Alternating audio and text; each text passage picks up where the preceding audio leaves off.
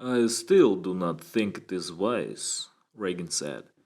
I believe it is very important, Arthur said, that this story be told to the world. Other books have been written about multiple personalities, but never a story like Billy's. If people can be made to see how the things come about, then we might make a contribution to mental health. And besides, Alan said, we'll make a lot of money. That, said Reagan, is best and most intelligent argument I have heard today. I thought money would appeal to your nature, Alan said. It is one of Reagan's more interesting contradictions, said Arthur. He's a dedicated communist who loves money so much he steals it. But you will agree, said Reagan, that I will always give whatever is not needed to pay our own bills to the poor and needy. So, laughed Alan, maybe we can take a charitable tax deduction?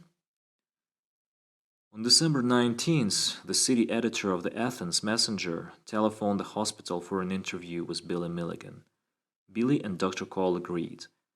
Cole led Billy into the conference room where he introduced him to city editor Herb Amy, reporter Bob Ecke, and photographer Gail Fisher. Cole showed them Billy's paintings, and Billy answered their questions about his past, the abuse, his attempted suicide, his domination by the other personalities. What about the stories of violence? Amy asked. How could the community of Athens be assured, if you were allowed to leave the grounds, as so many patients in this open ward do, that you wouldn't be a threat to them or their children? I think, said Cole, the question of violence should be answered not by Billy, but by one of his other personalities. He took Billy out of the conference room into his office across the hall and sat him down. Now, Billy, I think it's important for you to establish good relations with the media in Athens. The people have to be shown you're not a danger to them. One of these days, you're going to want to be allowed to go downtown without a supervisor, to buy art supplies, go to a movie, or buy a hamburger. These newspapermen are obviously sympathetic. I think we should let them talk to Reagan. Billy sat silently, his lips moving. After a few moments, he leaned forward and glared. Are you crazy, Dr. Cole? Cole caught his breath at the harshness of the voice. Why do you say that, Reagan? It's wrong to do this.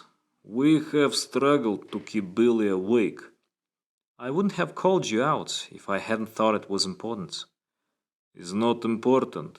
It's exploitation for newspapers. I am against. I am angry. You're right, Cole said, eyeing him warily. But the public has to be reassured that you are what the court has said you are. I do not care what public thinks. I do not want to be exploited and embarrassed by headlines. But it's necessary to have good relations with the press in Athens.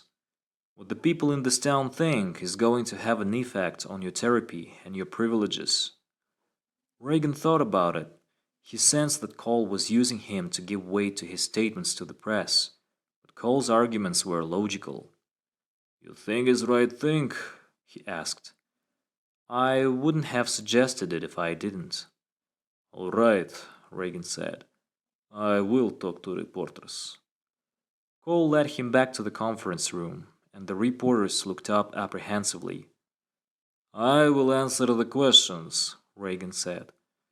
Startled by the accent, Aki hesitated. I we were asking. We wanted to assure the community that that Billy isn't violent. I would be violent only if someone would try to hurt Billy or to harm a female or a child in his presence, Reagan said. Only in such case I would intervene. Let me put it this way.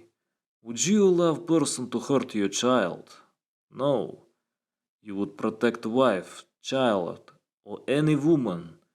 If someone tried to hurt Billy, I would protect. But to attack without provocation is barbaric.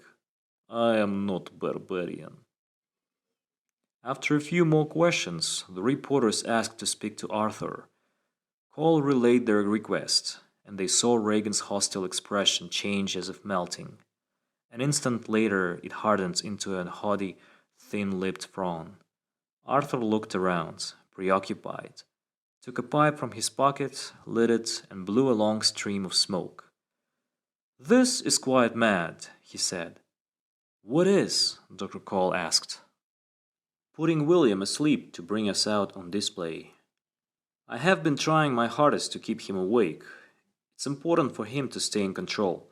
However," he turned his attention to the reporters, "to answer your question about violence, I can assure the mothers of this community that they do not have to bolt their doors. William is improving.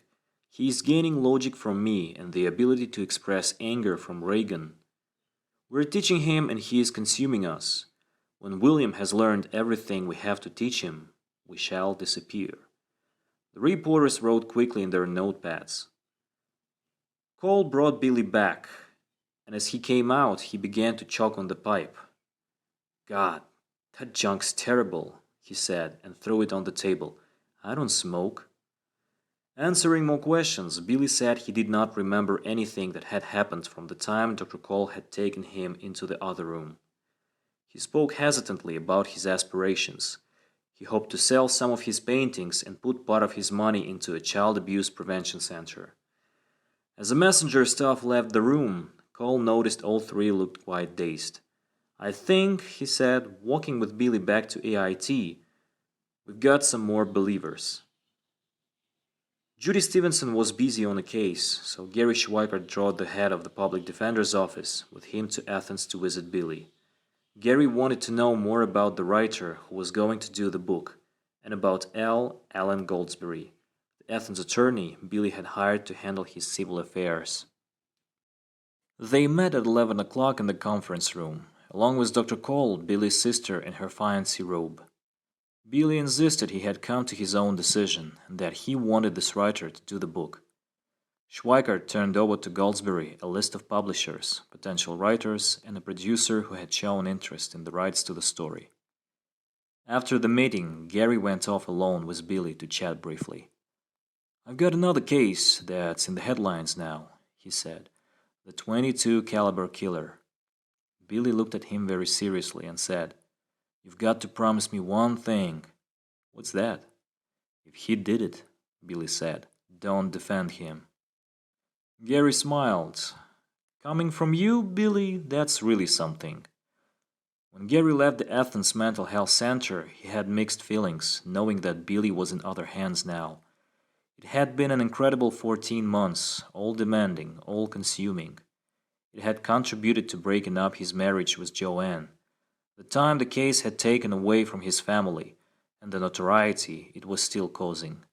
The late-night phone calls from people who were blaming him for having successfully defended a rapist had become an intolerable burden. One of his children had been jumped in school because his dad had defended Milligan. All during the case, he had wondered how many of his other clients were being cheated out of the time and effort that he and Judy couldn't give them because Billy Milligan had been so complicated and had taken priority. As Judy had put it, the fear that you might be slighting someone else makes you work 10 times as hard so you won't shortchange the others. Our homes and families paid the price. Gary looked up at the huge, ugly Victorian building as he got into the car, and he nodded. Now, Billy Milligan was someone else's care and responsibility.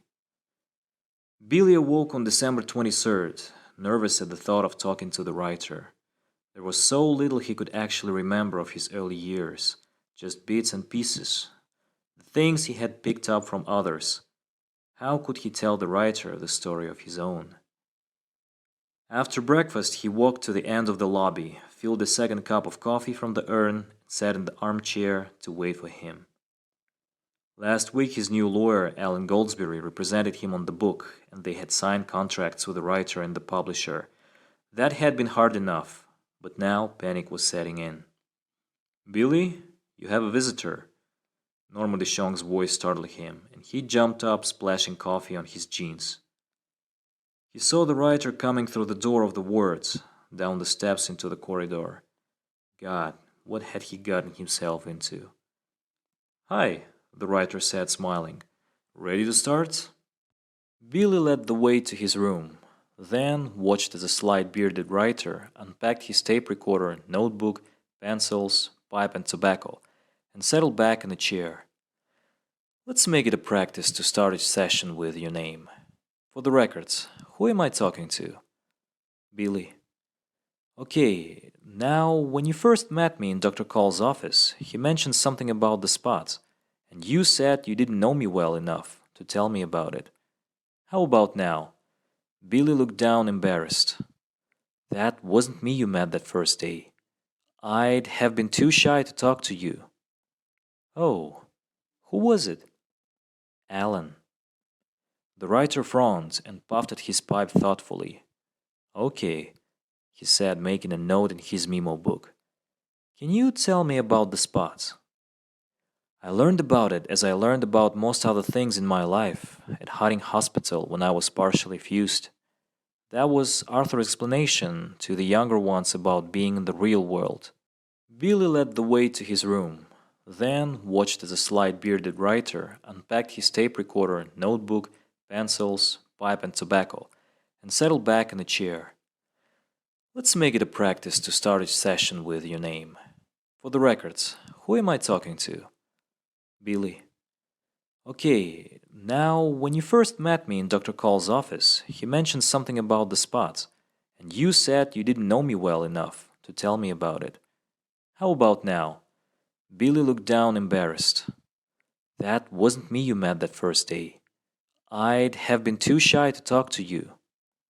Oh, who was it? Alan. The writer frowned and puffed at his pipe thoughtfully. Okay, he said, making a note in his memo book. Can you tell me about the spots?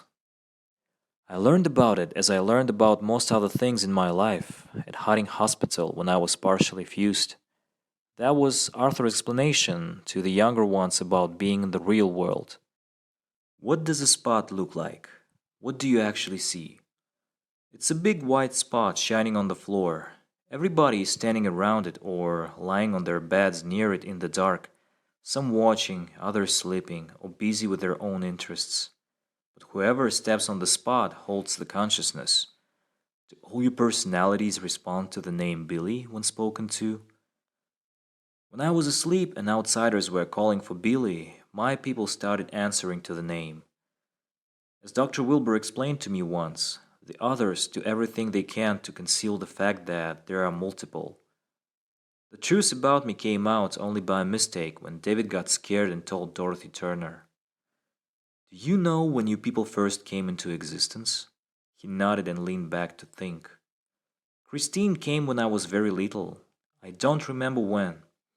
Most of the others came when I was about 8, going on 9. When Daddy Chal, his speech grew halting. If it bothers you to talk about it, don't. That's all right, he said. The doctors say it's important for me to get it out of my system. He closed his eyes. I remember it was the week after April Fool's Day. I was in 4th grade. He took me down to the farm to help him get the garden ready for planting. He took me into the barn and tied me to the rototiller. Then, tears came into his eyes. His voice thickened, became hesitant, boyish. Maybe you shouldn't. He beat me, he said, rubbing his wrists. He started the motor, and I thought it was going to pull me in and rip me apart with the blades. He said if I told my mother, he'd bury me in the barn.